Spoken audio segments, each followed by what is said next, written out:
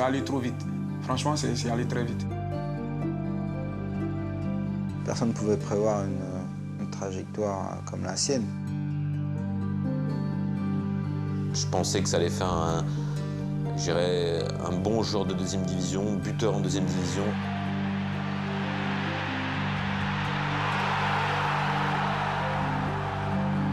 For me, at this moment this season, he's the best striker in the world.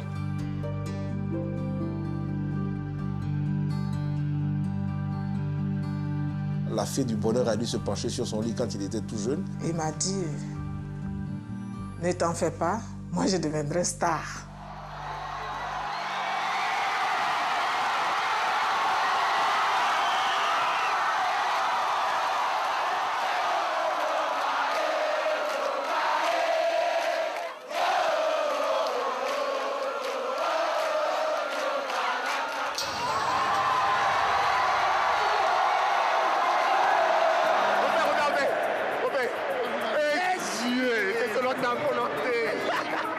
Quand vous dites Côte d'Ivoire, le type hésite et puis quand vous dites non, Didier Drogba, là on sait où c'est. Moi je ne pensais pas qu'en Chine là-bas, ils le connaissent là-bas aussi.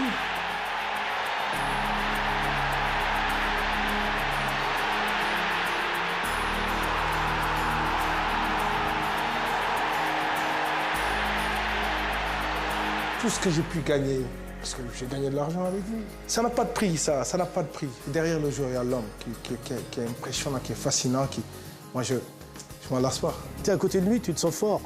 Il rayonne de charisme, il te protège. On n'a pas le droit d'erreur, les gars. Là, le statut qu'on a, là, c'est nous. Tu ne peux que parler de lui avec fierté, quoi.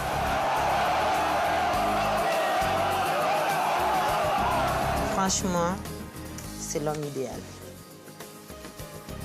L'argent que nous avons payé pour lui, quand nous avons payé, beaucoup de personnes ont dit Mourinho c'est fou.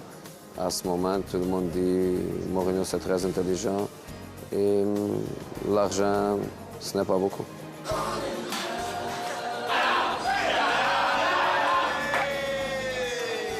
Que Dieu le bénisse encore abondamment et qu'il lui donne tout ce que son cœur désire, qu'il bénisse sa famille à jamais.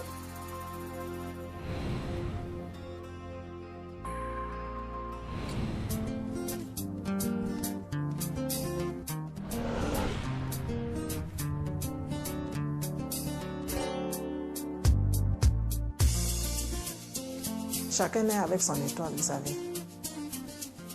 Moi, j'ai porté la grossesse de Didier. En général, les grossesses, c'est 9 mois. Hein. Je l'ai porté 10 mois. Didier, il n'a pas fait des 4 pattes. Hein. Il a marché, il avait 6 mois. Il s'est levé comme ça, du coup, il a commencé à marcher. Vous avez vu ses genoux qui étaient pliés comme ça sur la photo? Il est né en retard et pour se rattraper, il a fallu qu'il saute les étapes. C'est peut-être à l'image de ce que je vis aujourd'hui, de ce que j'ai vécu ces dernières années. Mettre du temps avant d'éclore, avant d'être au devant de la scène.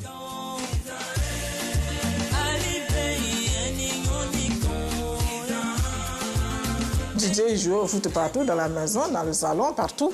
On pouvait lui acheter un autre jouet, mais s'il n'y a pas le ballon, c'est comme si il n'avait pas reçu de cadeau. Hein. Comme tous les parents, Didier, on l'a mis à l'école.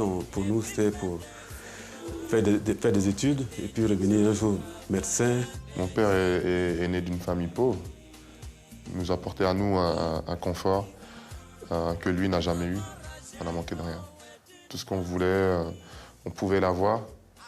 Mais bon, on ne demandait pas l'inaccessible parce qu'on sait qu'on est nombreux dans la famille. Donc, mais c'était des choses simples, mais qui nous suffisaient énormément.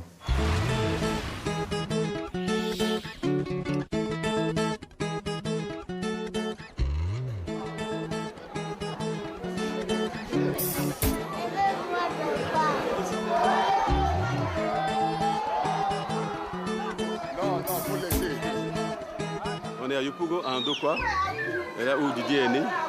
C'est toute une vie, hein, ici. Tout est parti de là. C'est comme si Jésus était descendu sur terre ici. Vraiment. C'est un endroit spécial et c'est marrant parce que quand j'étais petit, je voyais tout ça, je le voyais immense, je le voyais très grand et tout. Et puis bah là, je le vois tout petit, quoi. Mais vraiment, le plus important, je pense qu'on le ressent quand on voit la maison, c'est quelque chose de très familial, quoi. Tu vois, une cour commune, et puis c'est, je pense, quelque part, c'est là qu'on apprend un petit peu le respect, parce que tu es obligé de respecter le voisin. Qu'est-ce que Didier, il faut lui demander? Dans cette cour, il y avait des parties de foot dans cette cour? Ah, ici, tu joues au foot. Ici, il y a le midi, ça fait à manger là et tout. Donc, non, les parties de foot, c'était dehors.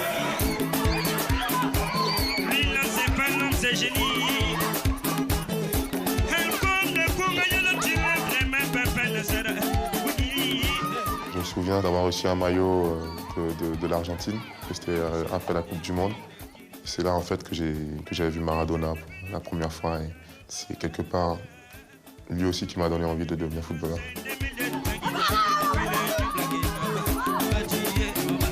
Il y a toujours des tournois dans les quartiers, il y a toujours un tournoi à faire. Et en fait, le général, les tournois, ils sont organisés très simplement. C'est des équipes et le trophée, c'est, je sais pas, une bouteille d'eau en plastique que tu coupes, tu renverses, c'est des trucs et tu mets des bonbons à l'intérieur. Donc tu achètes pour,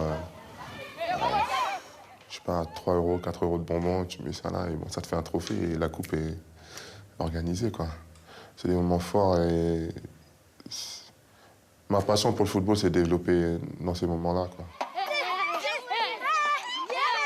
Didier, c'est plus qu'un frère pour moi. C'est vraiment mon premier compagnon quand on était gamin. C'est très le caractère que je retiens, qu'il a gardé. C'est son leadership, et franchement, datait depuis sa petite enfance. Quand on était gamin, il aimait toujours diriger les opérations. C'est Didier qui était toujours devant.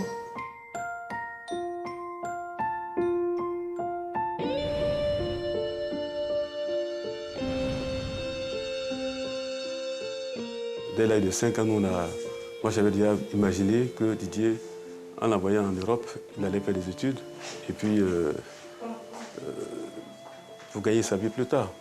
Quand je suis venu en Europe, la première des choses, l'idée qui m'est venue en tête, c'était de prendre l'enfant de mon frère, qui est Didier Drogba.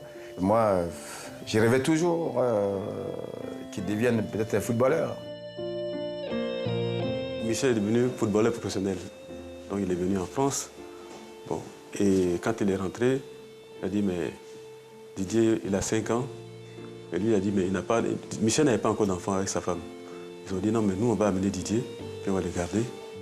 C'est quelque chose qui m'a marqué, qui m'a vraiment marqué, parce que c'est un déchirement. Hein.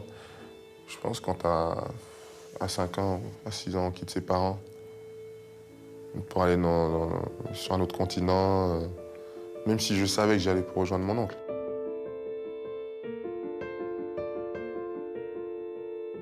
Pour moi, j'allais plus revoir mes parents. Et donc j'ai pleuré.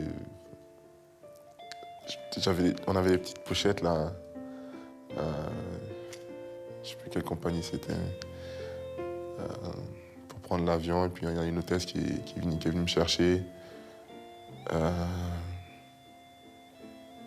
Pendant tout le vol, j'ai pleuré.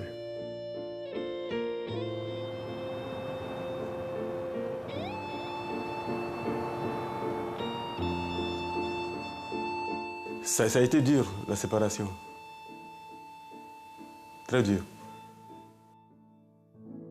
Plus qu'un sacrifice, plus. Je ne sais pas quel sacrifice je pourrais faire à part ce que j'ai fait là. Non, non. C'est comme si on m'a arraché mon enfant de force.